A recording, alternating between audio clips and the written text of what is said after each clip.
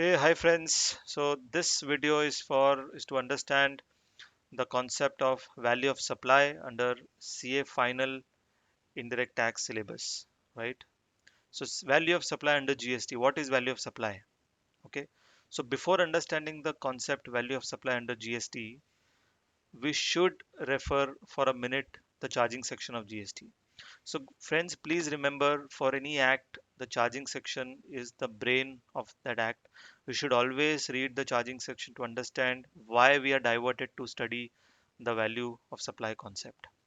So, the charging section under GST, section 9 of CGST Act, which says there shall be levied a tax called Central Goods and Service Tax on all intrastate supplies of goods or services except alcoholic liquor for human consumption on the value determined under section 15 at the rate not exceeding 20% as may be notified by the government on the recommendations of the GST council.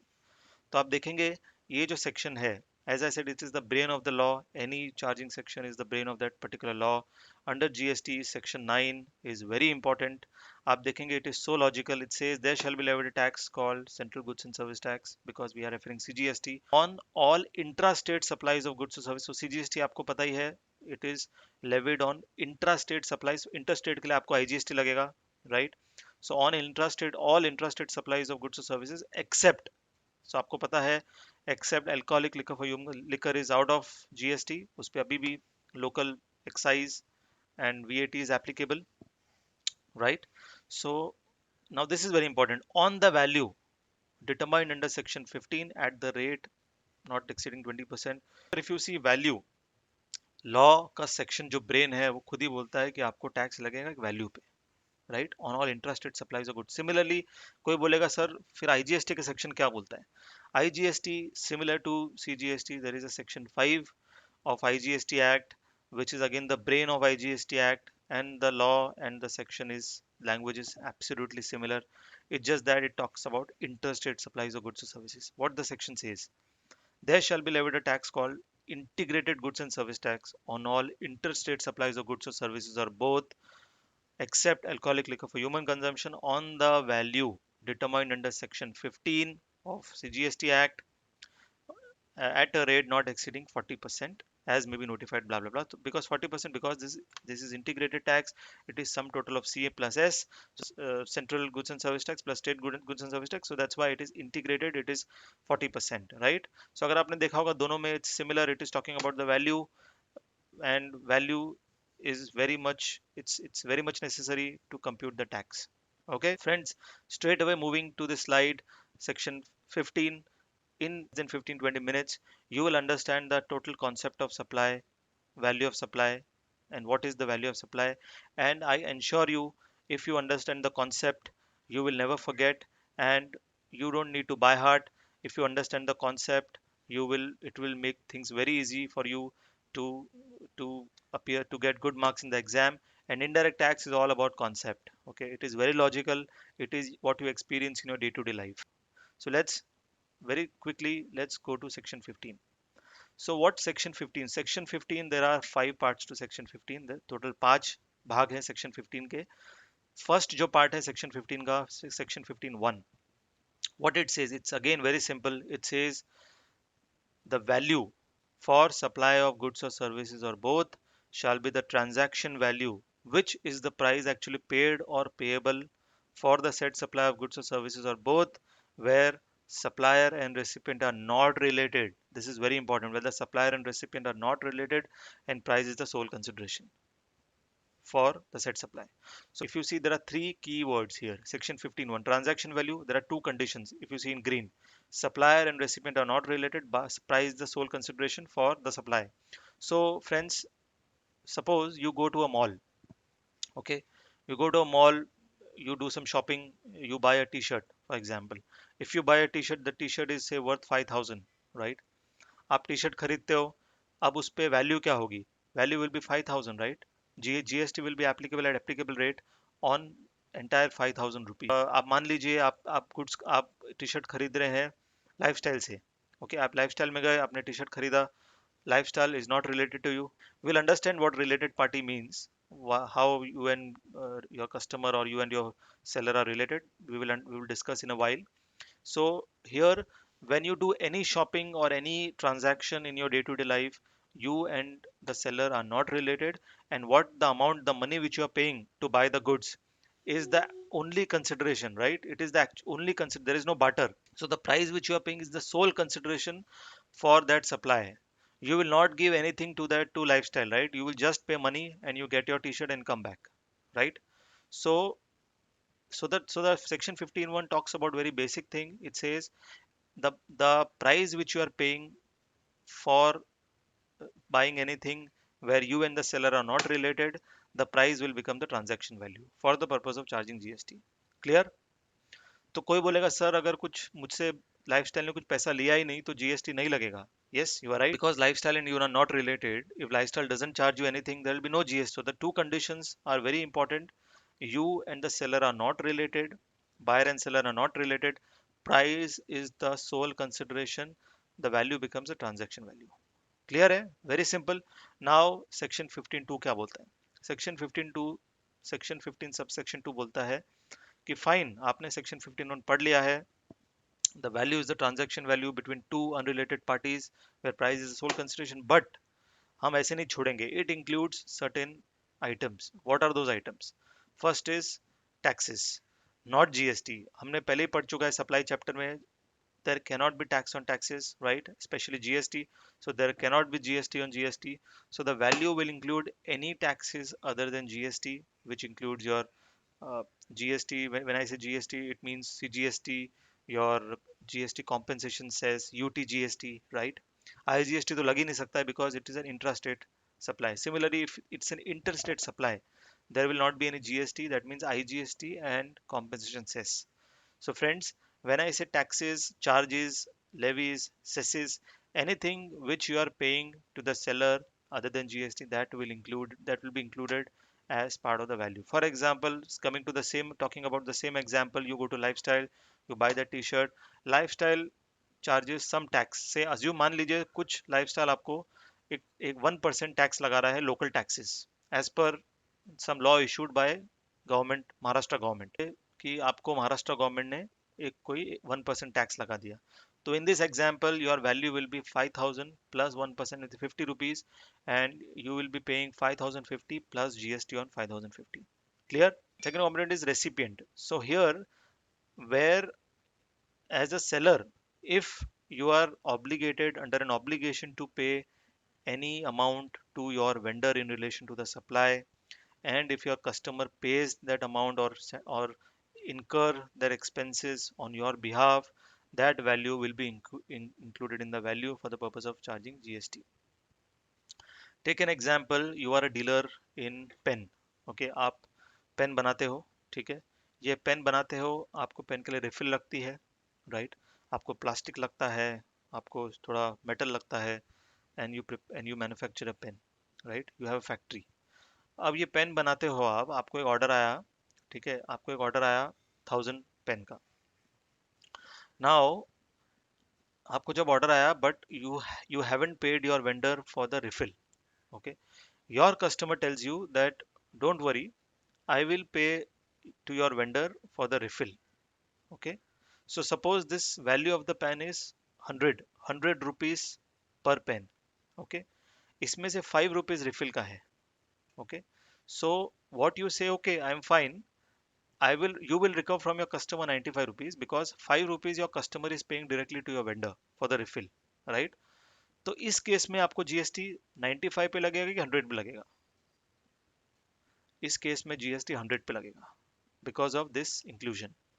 So what government says is, I don't care, we don't care what you are recovering from your customer, but if the price which was required to be recovered is 100, but out of that 100 some amount is paid by your customer recipient on your behalf, and you are under obligation to pay this expenses to anyone, then that value has to be included for the purpose of charging GST.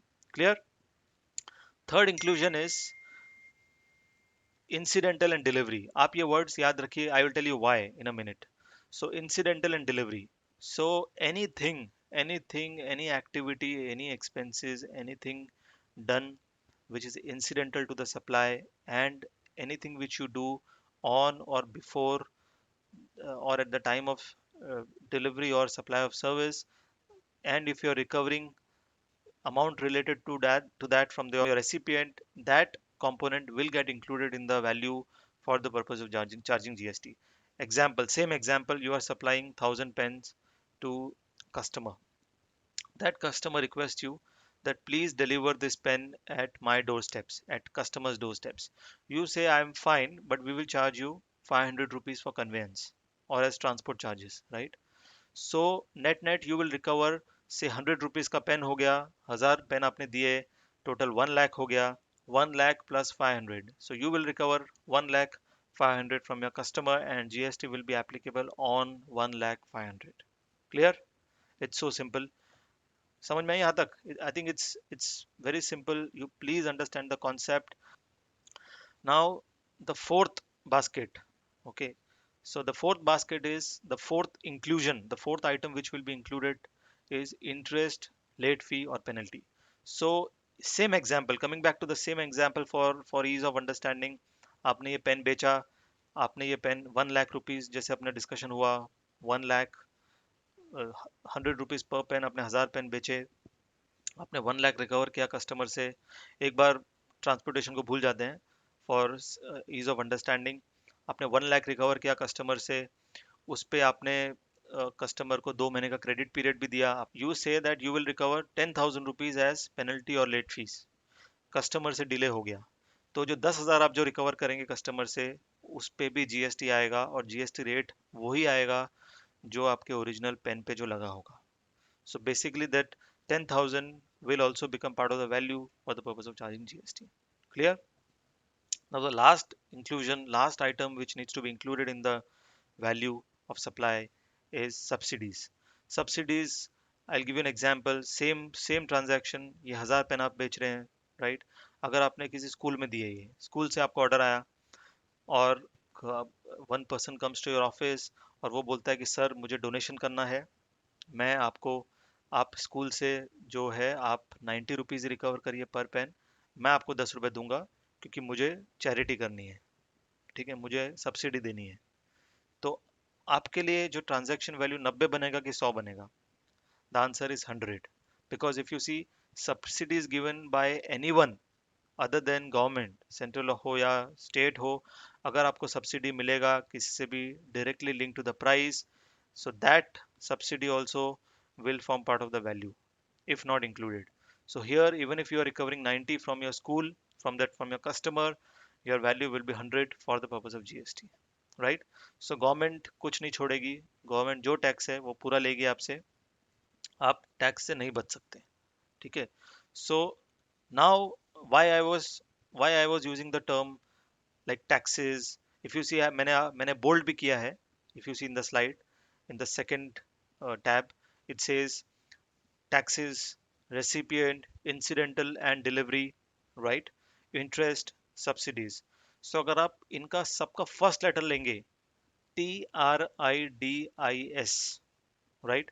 TRIDIS, TRIDIS, मैं ऐसे याद रखता हूँ, if you have some other smart way, please go ahead, but this will help you recall, remember during your exam, and you will never forget. So TRIDIS, try this, TRIDIS, right? So TRIDIS से आपको हमेशा याद रहेगा, T for taxes, R for recipient, I and D is for incidental and delivery, I again for interest, and S for subsidies, right? Simple. So ये जितने भी items है, this will form part of the value. And one important thing to note that for taxes हो या for interest हो, these items obviously when you recover from from the customer, then only they have to be included. Except if you see the obligation part, even if you are not recovering from your customer, but and also subsidy. These two items, if you are not even if you are not recovering from your customer, but since someone else has paid on their behalf, that will be included in the value. Clear? Okay. Now 15 subsection 3, अब हमने inclusion बात कर लिया, अब exclusion भी तो होगा, and it is again very simple, nothing new, it is discount. There are two types of discount: pre or at the time of sale and post sale discount.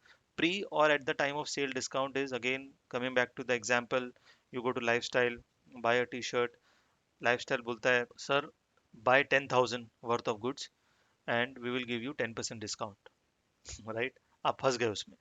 आपने टी शर्ट खरीद लिया, आपने एक jeans और एक T shirt दो खरीद लिया, आपने 10,000 का गुड्स खरीद लिया, उस पे lifestyle will give you 10% discount. अगर आप इनवॉइस देखेंगे उसमें लिखा आएगा 10,000 minus 10% which is 1,000, 9,000 is the net value, उस पे that becomes a transaction value, और उस पे he will charge GST at the rate 12%, 18%, whatever it is applicable on clothes, on textiles, right? Now, as we said, there are two types of discount. This is pre or at the time, or at the time of supply discount. There is post sale discount or post supply discount. You tell the customer, look, if you sell this pen, if your sale total target for the year will be 10,000, okay, I will offer you 10% discount, okay. So this is a post sale discount. We don't know at the time of supply whether that customer will be eligible for a discount, right? So say after 6 months, the customer comes back to you that, sir, I have completed the target, please give me the discount. So in that case, you will be eligible for GST on that discount. GST will not be levied on that discount, but there are two conditions. First condition is the parameters of the discount or that discount should be established by way of an agreement. ऐसे हवा में नहीं चलेगा, आपको पहले से at the time of supply जो हमने बात की उसको लिखित में हमें एक अग्रीमेंट के रूप में डालना पड़ेगा, और वो अग्रीमेंट दोनों पार्टी साइन करेंगे, राइट? तो वो एक अग्रीमेंट तैयार हो जाएगा। Second condition is, it is very obvious condition, the invoice, the credit note which you will issue for this discount, it should be linked to the original invoices. As we said, 10,000 जो हमने उसके target achieve कर लिया है, जो agreement से आ रहा है, वो जीएसटी ऑफिसर को कैसे पता चलेगा, राइट? और anyone who wants to verify कैसे पता चलेगा आपको? So the condition is you have to link the credit note, the discount to the original invoice, and the recipient should reverse the input tax credit attributable to the discount. So example मान लीजिए आपने 1,000 pen बेचा है, ऐसे 1,000 करते करते आपने 10,000 pen बेच दिए। The customer comes to you after 6th month that sir मैंने 10,000 पेन बेच दिए हैं, आप प्लीज़ मुझे 10% डिस्काउंट दे दीजिए, ठीक है? तो अभी ये जो पेन है ये 100 रुपये का पेन है, ठीक है? 100 रुपये पे आपने जब कस्टमर को सबसे पहले बेचा था उस पर आपने 18% जीएसटी चार्ज किया था, और let's say 10% for the ease of understanding, 10% आपने जीएसटी चार्ज किया था, ठीक है? तो आपने 10 रुपये चार्ज किया, तो कस्टमर को इनवॉइस रेस किया था 100 + 10 जीएसटी, एंड 110 आपने कस्टमर से रिकवर कर लिया, 10 रुपये आपने गवर्नमेंट को जमा करा दिया, जीएसटी अथॉरिटीज को। Now after 6 months when you are giving a credit note, you are giving a discount to that person, आप 100 रुपये पे आपने 10 रुपया डिस्काउंट दिया, सो 10 रुपये का आप क्रेडिट नोट देंगे, प्लस 10 रुपये पे 10% जीएसटी विच इज 1, तो आप 11 रुपये का कस्टमर को आप क्रेडिट नोट देंगे, राइट?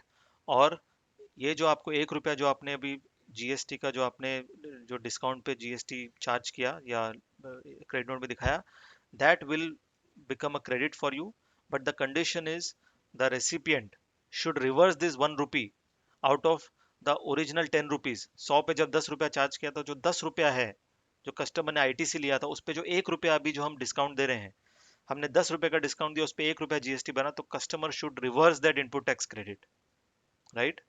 बिकॉज गवर्नमेंट अपने जेब से नहीं देगा, गवर्नमेंट को 100 रुपये पे जीएसटी चाहिए, अभी आपने 10 रुपये डिस्काउंट दिया तो गवर्नमेंट को 90 रुपये पे जीएसटी चाहिए, तो 90 रुपये पे अगर आपको क्रेडिट मिल रहा है 1 रुपये का, तो कस्टमर को वो आईटीसी रिवर्स करना पड़ेगा, गवर्नमेंट अपने जेब से वो 1 रुपये आपको नहीं देगा। Clear? So it's very logical. Pre sale discount, pre sale discount एकदम सिंपल है। In your day to day life आपने ट्रांजैक्शन हुआ, आपको डिस्काउंट मिल गया, खत्म, जीएसटी आपको नेट पे लग गया, matter ends. Post sale discount में आप जब पोस्ट सेल डिस्काउंट दोगे किसी को, उसके बाद there are two conditions, agreement होना चाहिए, ठीक है? हवा में नहीं होना चाहिए, अग्रीमेंट होना चाहिए, और दूसरा इनवॉइस जब इशू करोगे लिंक होना चाहिए, प्लस आईटी से जो है वो सामने वाले को रिवर्स करना पड़ेगा customer. Clear? Moving to 15.4, 15.4 again, now when you studied 15.1, right? आपके दिमाग में इमीडिएटली क्वेश्चन आया होगा, what if I don't satisfy any of the two conditions, forget both, you say I don't satisfy any of the two condition, that is, अगर आप अपने related party के साथ डील कर रहे हो या फिर आप पैसा पूरा नहीं दे रहे हो, आप कुछ एक्सचेंज कर रहे हो, कुछ बाटर कर रहे हो, फॉर एग्जाम्पल आप मोबाइल खरीदने गए, तो आपने आईफोन खरीदा तो उसका वैल्यू था 40,000, राइट? बट आपको एक स्कीम में आया, क्रोमा बोलता है कि you pay only 30,000, but you need to exchange your old phone. तो आप वो ना पुराना आईफोन दे देते हो और 30,000 देते हो, नया आईफोन ले आते हो, राइट? तो this transaction is not wholly in money, यहाँ पर एक बाटर भी इन्वॉल्व है, राइट? तो ऐसा कुछ हुआ। So basically if you are not meeting any of the two conditions, then you fall under 15.4, जो बोलता है where value cannot be determined under subsection 1, the value shall be determined in such manner as may be prescribed। Guys, whenever it says as may be prescribed, मतलब समझ लीजिए हमें rules में जाना है, क्योंकि as may be prescribed define किया है under law as may be prescribed by way of rules under GST rules, so you have to straight go to CGST rules, clear? And if you see in green, what we are saying is for these kind of situations there are 27 to 31, right? We will come to that in a while. Now last subsection is section 15.5, which says notwithstanding anything contained in 1 or 4, it says अपना दिमाग मत लगाओ, आपको there are certain notified services for which the value shall be determined in such manner as may be prescribed। तो government ने कुछ services के लिए खुद ने ही उनने वैल्यू वैल्यू बता दी है कि ये मेथड से आप वैल्यू कंप्यूट करेंगे। जैसे बेटिंग गैम्बलिंग हो गया, एयर ट्रेवल एजेंट हो गया, राइट? उनके लिए गवर्नमेंट ने खुद ने ही बता दिया है कि अपना दिमाग मत लगाइए, ये जो हम बोल रहे हैं वैसा कीजिए, clear? So now just a recap again, I hope that by now you have understood the concept of supply, value of supply. It is very simple. 15.1 transaction value you experience in your day-to-day life. Transaction value, buyer and seller are unrelated, price is the sole consideration, right?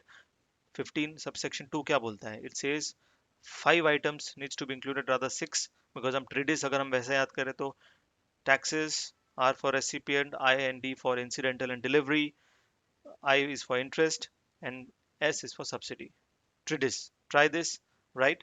So 15.1 हो गया, 15.2 inclusion हो गया, 15.3 is for exclusion, which is discount, pre-scale, pre-sale, post-sale. Post-sale में there are two conditions.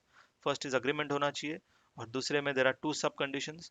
The invoice should be, the credit note should be linked, the discount should be linked to the original invoices, original supply, and the second sub condition is the recipient should reverse the input tax credit, right?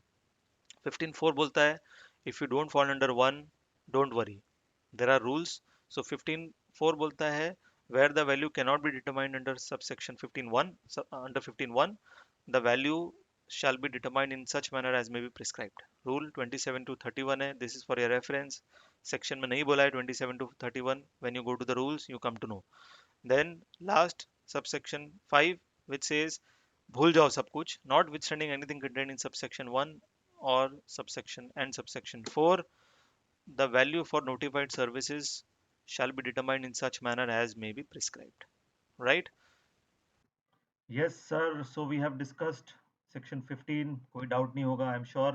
Now, if you talk about the rules, हमने discuss किया 15.1 क्या बोलता है. The value of supply of goods or service shall be the transaction value, which is the price actually paid or payable for the said supply of goods or service, where ध्यान से सुनिए, where the buyer, where the supplier and recipient are not related and price is the sole consideration. अब ये related हम बोल रहे हैं, related है क्या? तो रिलेटेड बहुत सिंपल है, कोई रॉकेट साइंस नहीं है। Persons are said to be related if, ध्यान से सुनिए, one is an employee of another, one is a director of another, one is an officer of another, one is a partner of another. ठीक है, ये चार आप समझ गए, तो हमेशा ध्यान रखिए एम्प्लॉय, पार्टनर, डायरेक्टर, ऑफिसर। ठीक है, दूसरा, इसके बाद क्या आता है? इसके बाद आता है कंट्रोल। ओके, हमेशा ध्यान रखिए, if one is controlling another directly और indirectly, if both are controlling third person, okay, or if third person is controlling both of them, whether directly or indirectly, third person is holding 25% or more of the outstanding voting rights of shares of these two persons together, okay, both the person के 25% और मोर, सामने तीसरा person share hold करता है, that means he is controlling both of them, तो वो भी तीनों रिलेटेड हो गए। Okay, and family, obviously when we talk about related relation तो इंपॉर्टेंट है कि नहीं भाई, तो फैमिली मेंबर्स भी रिलेटेड है। फैमिली का डेफिनेशन क्या है जीएसटी में? It says parents, definitely parents dependent होंगे तो कवर होंगे, स्पाउस कवर्ड होगी, बच्चे कवर्ड होंगे, और सिबलिंग्स भी कवर्ड होंगे if they are dependent. Clear? तो ये था related party. Now we go to the rule straight, जिसका इंतजार था। हमने बात किया 15.4 जो बोलता है कि 15.1 में कवर नहीं होगे तो 15.4 में आओगे, 15.4 में आओगे तो आपको एक भी कंडीशन मीट नहीं होगा तो आपको रूल्स में जाना पड़ेगा, और ये रहे भैया रूल्स। और ये रूल्स कोई रॉकेट साइंस नहीं, again these are very simple rules. 27, 28, 29, 30, 31। 27 क्या बोलता है भैया? 27 बोलता है ओपन मार्केट वैल्यू। इसके लिए आपको मैं एक सजेशन देना चाहूँगा, आपको बहुत अच्छे से याद हो जाएगा ये सब, you will never forget. Similarly I hope you will never forget section 15 जो हमने पढ़ा है। सिमिलरली आप रूल्स भी नहीं भूलेंगे। रूल 27 के लिए आप हमेशा याद रखिए मोबाइल का एग्जाम्पल, ठीक है? आप क्रोमा डीलर है मान लीजिए, ठीक है? आपने एक स्कीम लॉन्च किया है, you are giving iPhone. IPhone आपने क्या किया, आपने एक्सचेंज ऑफर निकाला है। आपने बोला है कि भैया पुराना मोबाइल फ़ोन ले आइए, नया ले जाइए और कुछ कम पैसे दे जाइए, ठीक है? Very common. तो हमने क्या किया, हम गए और 40,000 का फ़ोन हम 30,000 में ले आए, राइट? 40,000 का फ़ोन 30,000 में तभी मिला जब मैंने मेरा पुराना फ़ोन दिया उनको, ठीक है? तो हमने क्या किया, तो इस रूल को समझने के लिए ध्यान से देखिए, open market value. Open market value 40,000 पे लग जाएगा जीएसटी। लेकिन मान लीजिए आपने वो फ़ोन जो है वो अभी मॉडल बंद हो चुका है, ओके? तो मॉडल बंद हो गया इसलिए आपने स्कीम निकाली एक्सचेंज ऑफर, राइट? तो आपके पास ओपन मार्केट वैल्यू नहीं है क्योंकि आपने वो मॉडल बेचा ही नहीं है इन दिनों काफ़ी टाइम से। तो आपको क्या लगेगा, आपको मनी जो आपको पैसा मैं दे रहा हूँ 30,000, उस पे जीएसटी प्लस जो आपको मैं फ़ोन दे रहा हूँ 10,000 का, मान लीजिए 10,000 का फ़ोन है तो वो आपको ऐड करके जीएसटी लगेगा। लेकिन इतना सिंपल नहीं है, मैं जो आपको फ़ोन दे रहा हूँ मुझे ही नहीं पता, वो तो मैंने 4 साल पहले खरीदा है, तो उसका ओपन मार्केट वैल्यू पता नहीं और फ़ोन बंद हो चुका है, ठीक है? तो आपको फिर एक स्टेप नीचे आना पड़ेगा। तो ये, और प्लीज़ बेयर इन माइंड ये हम नीचे जा रहे हैं अगर पुराना पिछला ओएमवी और ये सेटिस्फाई नहीं हो रहा है। अगर हम ओएमवी नहीं कर पा रहे तो नीचे आएँगे M plus ME, money plus money equivalent. वो नहीं हो रहा तो हम और नीचे आएँगे और एलकेक्यू, लाइक काइंड एंड क्वालिटी। अगर आप मुझे जो आईफ़ोन दे रहे हो, same features, same RAM, same memory space, same quality, same metal, same screen, same megapixel camera, अगर कोई दूसरा आपके पास फ़ोन है वैसा, भले ही दूसरी कंपनी का हो, उसका वैल्यू, उसका ओपन मार्केट वैल्यू, अगर आप बेच रहे हैं उसका ओपन मार्केट वैल्यू आप ले लोगे for the purpose of GST. आप बाहर, आप कुछ आप खरीदने जाते हो, टीवी टीवी कोई भी सैमसंग का हो सकता है, एलजी का हो सकता है, सोनी का हो सकता है, राइट? तो दोनों अगर तीनों सेम है फीचर्स में, आपके ओपन मार्केट वैल्यू नहीं सेटिस्फाई हो रहा है, आपका एम प्लस एम नहीं सेटिस्फाई हो रहा है, तो आप एल के क्यू उसको कंसिडर कर सकते हो। सोनी की जगह आप, अगर सोनी आप फर्स्ट टाइम बेच रहे हो तो सोनी की जगह आप एल का same model, same everything, same characteristic, same quality, same feature, same, आप उसका प्राइस ओपन मार्केट वैल्यू उठा सकते हो। Now coming back to the our example, phone के एग्जाम्पल में, आईफोन जैसा तो कुछ दूसरा है नहीं, सही है? तो आपके पास दूसरा कोई मॉडल है नहीं जिसका आप, और या आप आईफोन में ही डील कर रहे हो, तो आपके पास एल के Q like kind and quality नहीं है, ठीक है? आप एक स्टेप नीचे आएंगे, रूल 30 और 31। रूल 30 क्या बोलता है? बहुत सिंपल है, फटाफट देख लेते हैं। रूल 30 अगर आप देखेंगे लास्ट के दो जो है रूल, सेकंड लास्ट, हमारे जो जो स्लाइड है उसमें सेकंड लास्ट बास्केट रूल 30 है, वो बोलता है 110% of the cost of production और कॉस्ट ऑफ एक्विजिशन और कॉस्ट ऑफ मैन्युफैक्चर और cost of provision of service, उसका उसका आप 110% जो भी होगा कॉस्ट का, उस पे ले लेंगे और आप जीएसटी लगा देंगे, राइट? अगर वो भी नहीं हो रहा है, आपको कॉस्ट भी नहीं पता है, तो रूल 31 आप देखेंगे, it is a general rule जो बोलता है कि as per reasonable means consistent with the section 15 and provisions of this chapter. तो आपको पूरा जो वैल्यूएशन का जो भी आपने समझा है उसके हिसाब से आपको एक वैल्यू डिराइव करनी है और आपको लगा देना है, बट बहुत रेयर है क्योंकि आपके पास इतने सारे स्टेजेस है, आप कहीं ना कहीं फिट हो जाओगे, ठीक है? Because rule 31 is a very residual rule. Now coming to rule 27, समझ गए? आपको फोन का एग्जांपल याद रखिए, आप कभी नहीं भूलेंगे। Open market value, O M G, O my God, right?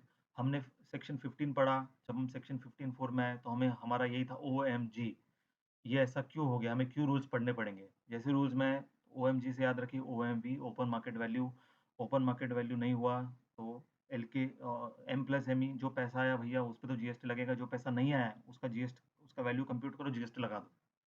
तीसरा वो भी नहीं हो रहा है आपसे, तीसरे पे आएंगे LKQ, right, like kind and quality, वो भी नहीं हो रहा है तो नीचे आएंगे रूल 30 और रूल 31, राइट। और रूल 30-31 भी आपको स्टेजेस में ही जाना है, सिक्वेंशियल ऑर्डर में जाना है। बट इसमें के एक्सेप्शन अगर आप देखेंगे last extreme right hand side में जो ग्रीन में मैंने डाला है, हाईलाइट किया है, उसमें सर्विसेज के लिए एक छोटा सा एग्जाम्पशन दिया है, छोटा सा एक वेवर दिया है जो बोला है कि सर्विसेज के लिए आप डायरेक्टली 31 जा सकते हो, 30, क्योंकि सर्विसेज जो आप प्रोवाइड कर रहे हो उसका कॉस्टिंग निकालना जनरली थोड़ा डिफिकल्ट होता है, अनलाइक गुड्स। गुड्स आप खरीदते हो, उस पर आप लेबर लगाते हो, ठीक है, आप ओवरहेड्स लगाते हो, आपके फैक्ट्री का सब कॉस्ट जाता है उसमें, आपको पता चलता है कॉस्टिंग मेथड से कि इसका कॉस्ट क्या है। सर्विसेज में थोड़ा सा डिफिकल्ट होता है ये चीज़, ठीक है। तो इन लोग ने बोला है कि गवर्नमेंट ने बोला है कि आप 30 को बाईपास करके 31 भी लगा सकते हैं, ठीक है, क्लियर। तो हमने देखा OMV M+ME LKQ 30-31, very simple, mobile का एग्जाम्पल याद रखिए, आपको याद हो जाएगा। Now coming to rule number 28। 28 क्या बोलता है? It is supply between related और डिस्टिंक्ट पर्सन। अगर आपने अभी आपको आपको स्ट्राइक हुआ होगा कि ये जो रूल्स है, जहां हमने कंडीशन नहीं मीट की, दो कंडीशन क्या थी, where buyer and seller are unrelated and price is the sole consideration. तो हमने price is the sole consideration हम देख लिया, where the value is not wholly in money, मतलब पैसे के अलावा आप और भी कुछ दे रहे हो, तो आप रूल 27 में आओगे। फिर अगर आप रिलेटेड पार्टी हो या फिर आप डिस्टिंक्ट पर्सन हो, डिस्टिंक्ट पर्सन क्या है, हमने रिलेटेड पार्टी पढ़ा अभी, डिस्टिंक्ट पर्सन क्या है, all the GST under same PAN are distinct person, right. तो डिस्टिंक्ट पर्सन जो है और रिलेटेड पार्टी, उसके लिए रूल 28 होगा, अगेन OMV बाय डिफॉल्ट। तो इसमें फ्रेंड्स आप याद रखिए, आपको ये रूल बहुत ही सिंपल बनाने के लिए और लॉजिकल बनाने के लिए प्लीज़ याद रखिए example B2B, you are into business, you have multiple locations, Maharashtra, Gujarat, आप गुड्स मूव करते हो महाराष्ट्र से गुजरात में, राइट। आप वो एग्जाम्पल याद कीजिए, देखिए आप फोटो भी दिखिए, सप्लायर, डिस्ट्रीब्यूटर, रिटेलर। बट आप सप्लायर में थोड़ा और एक अपन एक आगे जाते हैं, सप्लायर में आपके पास दो लोकेशन है, महाराष्ट्र, गुजरात, दोनों में फैक्ट्री है और दोनों में आपके ब्रांचेस है और आप सेल करते हो, ठीक है। तो हम सबसे पहले OMV, अभी इसमें आप याद रखिए, आप सपोज आप चॉकलेट बना रहे हो, ठीक है, चॉकलेट बना रहे हो, तो अगर आप चॉकलेट दे रहे हो महाराष्ट्र से गुजरात, महाराष्ट्र से गुजरात में इसलिए यूज़ कर रहा हूँ because this are distinct person. आप कोई एग्जांपल रिलेटेड पार्टी का भी ले लीजिए, जैसे आप होल्डिंग कंपनी को दे रहे हो, सब्सिडरी को दे रहे हो, फैमिली मेंबर को दे रहे हो, किसको भी दे रहे हो, तो आप रिलेटेड पार्टी को दे रहे हो और डिस्टिंक्ट को दे रहे हो। हम डिस्टिंक्ट में एग्जाम्पल लेते हैं थोड़ा ईजी समझने के लिए। आप महाराष्ट्र से गुजरात दे रहे हो, अगर आप चॉकलेट दे रहे हो तो फेयर मार्केट वैल्यू होगा आपके पास, क्योंकि वही चॉकलेट आप महाराष्ट्र में बेच भी रहे होंगे, फेयर मार्केट वैल्यू उठा लीजिए, जीएसटी लगा दीजिए। लेकिन मान लीजिए आप रॉ मटेरियल ट्रांसफर कर रहे हो महाराष्ट्र से गुजरात चॉकलेट बनाने के लिए, वो रॉ मटेरियल आपका या पैकिंग मटेरियल आपका गुजरात में खत्म हो गया है, तो आप एक बार के लिए आपका जो सप्लायर से आने के लिए टाइम लगेगा, तो आप महाराष्ट्र से गुजरात आप ट्रांसफर कर रहे हैं, ठीक है। तो रॉ मटेरियल जो है उसका आपके पास ओपन मार्केट वैल्यू नहीं होगा, क्योंकि आप वो तो उस बिजनेस में नहीं हो, आप तो चॉकलेट के बिजनेस में। स्टेप नीचे आओगे, एक स्टेप नीचे आएगा, क्या बोलता है, लाइक काइंड एंड क्वालिटी। अगर वो रॉ मटेरियल आपने same raw material same features दूसरे रॉ मटेरियल अगर आपने बेचे हैं या फिर आपने स्टॉक ट्रांसफर किया, आपने जो वैल्यू लगाया होगा वो लग जाएगा। लेकिन आप ये बिजनेस में हो नहीं, आपके पास LKQ like kind and quality नहीं होगा, आप एक स्टेप नीचे आएंगे। लेकिन इधर आपको एक स्ट्राइक हुआ होगा, अगर आप कंपेयर करेंगे रूल नंबर 27 से, यहाँ पर M+ME नहीं है। क्यों नहीं है आप बताइए मुझे, M+ME यहाँ पर नहीं है बिकॉज B2B में ये जो बार्टर ट्रांजैक्शन है जनरली ये B2C में होता है। ये जनरली आप जब कुछ खरीदने जाते हो या फिर जैसे मोबाइल का एक्सचेंज ऑफर हो गया, लैपटॉप एक्सचेंज ऑफर हो गया, वो हमेशा होता है, उसमें वो रूल रेलेवेंट है। But B2B, business to business में, रिलेटेड पार्टी जनरली हो गया हमारा सब्सिडरी, होल्डिंग या फिर डिस्टिंक्ट पर्सन, हमेशा बिजनेस ही होता है जनरली, तो उसमें आपको ये रूल रेलेवेंट नहीं है। इसलिए गवर्नमेंट ने, इसलिए जीएसटी लॉ जब बना ये रूल नहीं रखा है इसमें लॉजिकली।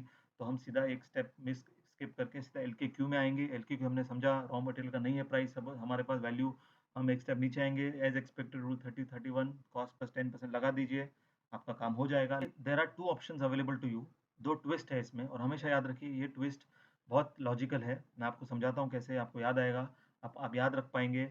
इसमें ट्विस्ट क्या है, ignoring this OMV LKQ rule 30-31, एक पहला ट्विस्ट ये है, अगर रेसिपिएंट अपने एग्जाम्पल में गुजरात, आपको पता है कि ये गुड्स चॉकलेट गुजरात फिर से सप्लाई करने वाला है, या फिर वो गुजरात बेचने वाला है, तो आपको पता है कि this goods are intended for further supply by recipient as such without any manufacture. आप 90% ऑफ गुजरात जो प्राइस पे बेचेगा, आप वो 90% जो आप गुजरात में बेचेंगे वो 90% उसका प्राइस आप लगा दीजिए। अब आप बोलेंगे 90% क्यों, वाई नॉट 100%, राइट? उसका एक लॉजिक ये है फ्रेंड्स, अगर वो चॉकलेट सपोज सड़ जाती है या बिकी नहीं, या फिर वो चॉकलेट आप फ्री में दे देते हो, या फिर आप 10% 20% डिस्काउंट दे देते हो टू क्लियर द स्टॉक, या फिर आपका कुछ बिक नहीं रहा है, पेंडेमिक आ गया है, चॉकलेट नहीं बिक रही है, तो जब आपके 2 महीने बचे हैं एक्सपायरी के लिए, तो आप गुजरात में बोलते हो, आप ही डिसाइड करते हो, because you are the owner of this company, आप बोलते हो कि चॉकलेट भैया 20-20% लेस में बेच दीजिए। तो 90% इसलिए बोला गया है कि आपका वहाँ पर आपने पढ़ा होगा सेक्शन 17(5) ऑफ CGST एक्ट क्या बोलता है। Input tax credit in some cases will have to be reversed. Goods lost by theft, damaged, goods are lost in transit, goods are given as gift, goods are given as free samples. तो जहाँ पर भी आपका output GST नहीं लग रहा है, आपको जीएसटी इनपुट जीएसटी रिवर्स करना पड़ेगा, राइट? तो ये जो गुड्स, ये जो क्रेडिट है, ये आप देखेंगे वहाँ पर आपको रिवर्सल ज़्यादा आएगा इन योर स्टेट गुजरात। तो गवर्नमेंट ने क्या बोला है? गवर्नमेंट ने बोला है डोंट वरी, आप 90% ऑफ एनएसपी अडॉप्ट कर सकते हो और आप गुड्स बेच सकते हो और जीएसटी लगा सकते हो। याद रहेगा इससे आपको। Now coming back to the second twist which is again very logical, जो बोलता है अगर रेसिपिएंट, हमारे केस में गुजरात, अगर उसको क्रेडिट मिलता है, क्रेडिट कब मिलेगा? जब वो आगे सप्लाई करेगा। ओके, अगर वो फ्री में देता है या कुछ भी करता है, तो वो केस में ये रूल एप्लीकेबल नहीं होगा, क्योंकि अगर उसको क्रेडिट मिलेगा तो ही ये रूल एप्लीकेबल होगा। टेकिंग एन एग्जांपल सैंपल्स, और जैसे हमने बात की, हमने गुड्स फ्री ऑफ कॉस्ट या फिर हमने प्रमोशनल आइटम बुक पेन दिया या फिर हमने सैंपल्स दिया, हमने बोला कि भैया गुजरात, ये सैंपल्स आप, हम खुश हैं और ये सैंपल्स आप गुजरात में सब डिस्ट्रीब्यूटर या हमारे जो डीलर्स हैं उनको फ्री में दे दीजिए। तो ये रूल में आप ये सिचुएशन में आप ये रूल में नहीं जा सकते हो। उसमें आपको जो पहले के जो 3 रूल है, OMV LKQ रूल 3031 में जाना पड़ेगा, राइट? बिकॉज फर्स्ट ट्विस्ट में हमने देखा, जो आप ग्रीन में देख रहे हो, उसमें उनको एज सच सप्लाई करना पड़ेगा।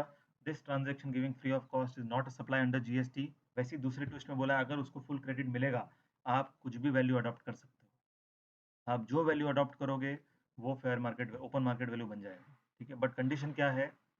सामने वाले को क्रेडिट मिलना चाहिए। क्लियर? तो इसमें हमने देखा रूल 27 में OMV M+ME LKQ rule 3031, very logical. Phone का एग्जांपल। नाउ 28 में B2B का एग्जांपल याद रखिए कंपनी, और इसमें एक चीज ध्यान रखिए, this is transaction between distinct person और related person other than through an agent.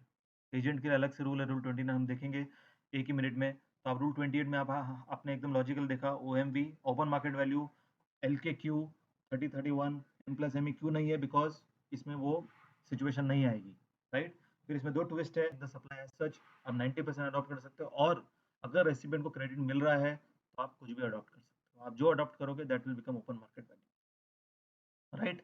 और आपको ये समझ में आ गया होगा अब तक कि कोई भी जो चीज़ सप्लाई नहीं है, राइट? जैसे हमने देखा फ्री सैंपल्स हो गया, या फिर मैंने प्रमोशनल स्कीम कुछ पेन दे दिए, हमने बोला कि भैया सब डिस्ट्रीब्यूटर को बांट दीजिए प्रमोशनल स्कीम में, या फिर हमने चॉकलेट्स बांट दिए free of cost promotional scheme की, डीलर्स ने अच्छा टारगेट अचीव किया, उनको फ्री में बांट दीजिए। तो आपको पता है कि वो ऐसे ट्रांजेक्शन, ये दोनों ग्रीन जो ट्विस्ट है उसमें नहीं बैठेंगे, बिकॉज इसमें अगर आप देखेंगे फर्स्ट ट्विस्ट में कंडीशन ये है कि सामने वाला एज सच सप्लाई करना चाहिए, और नीचे वाला जो ट्विस्ट में वो मैन्युफैक्चर भी कर सकता है, बिकॉज एज सच वाला कंडीशन नहीं है, लेकिन उसको क्रेडिट मिलना चाहिए। जैसे हमारे केस में महाराष्ट्र से गुजरात गया, तो गुजरात में फैक्ट्री भी है, अगर मैं रॉ मटेरियल देता हूँ या फिर मैं अगर फिनिश्ड गुड्स देता हूँ और उनको क्रेडिट मिल रहा है, तो आप कुछ भी उसका वैल्यू अडॉप्ट कर सकते हैं। Clear? Then coming to rule 29, rule 29 क्या बोलता है? सप्लाई ऑफ गुड्स और service made or through an agent. अब एजेंट में क्या बोलता है? इसमें आप देखेंगे, इसमें OMV तो आएगा ही, राइट? OMV तो आप देखेंगे it's very common and it's very logical, open market value. और इसमें आप देखेंगे LKQ नहीं है, बिकॉज हियर आप you are only dealing in finished goods, ऐसा अज्यूम किया हमने, क्योंकि आपके एजेंट है तो आप एजेंट से फिनिश्ड गुड्स से बिकवाओगे, राइट? आप उनसे रॉ मटेरियल नहीं बिकवाओगे। तो यहाँ पर अगर आप देखोगे LKQ हट गया है, M+ME तो आने का सवाल ही नहीं है, because this is again B2B transaction. इसमें अगर आप देखेंगे फ्लेक्सिबिलिटी दिया है कि OMV, और आपको सीरियली जाने की जरूरत नहीं, OMV और 90%, जो सेम रूल जो 28 में था, सेम यहाँ पर डाल दिया कि 90% of recipients price charge to an unrelated supplier, unrelated customer वहाँ यहाँ पर आप ले सकते हो। और रूल 30-31 होगा, मान लीजिए नया नया बिजनेस चालू हुआ है, नया एजेंट है, आपने पहले कुछ नहीं बेचा है, तो आपको एक बार के लिए आपके पास ओपन मार्केट वैल्यू नहीं है अवेलेबल, तो आपको 30 और 31 में जाना पड़ेगा, राइट। और ये एजेंट आप पूछेंगे कि ये एजेंट कहाँ से आ गया, एजेंट वो कहाँ दो कंडीशन को तोड़ रहा है, तो हमने बात किया रिलेटेड पार्टी में soul agent, soul concessionaire, soul आपका जो डिस्ट्रीब्यूटर, वो भी रिलेटेड पार्टी में आता है, राइट। तो ये वो एंगल से ये रूल 29 को लाया गया है। तो रूल 28 और 29 is both targeting the condition of related parties. Okay, rule 30 में जाते हैं। रूल 30 इज व्हाट हमने बात किया अभी। Rule 30 is very simple, cost plus 10%, जो भी वैल्यू होगा उस पर जीएसटी लग जाएगा। रूल 31 रेसिडुअल मेथड है, एज पर प्रिंसिपली एक्सेप्टेड, जो सेक्शन 15 है और रूल्स है उसके हिसाब से आपको वैल्यू कंप्यूट करना है। क्लियर, बहुत सिंपल है फ्रेंड्स। आई थिंक ये अगर आपको ये समझ में आ गया तो आपका valuation chapter almost value of supply 80% is complete.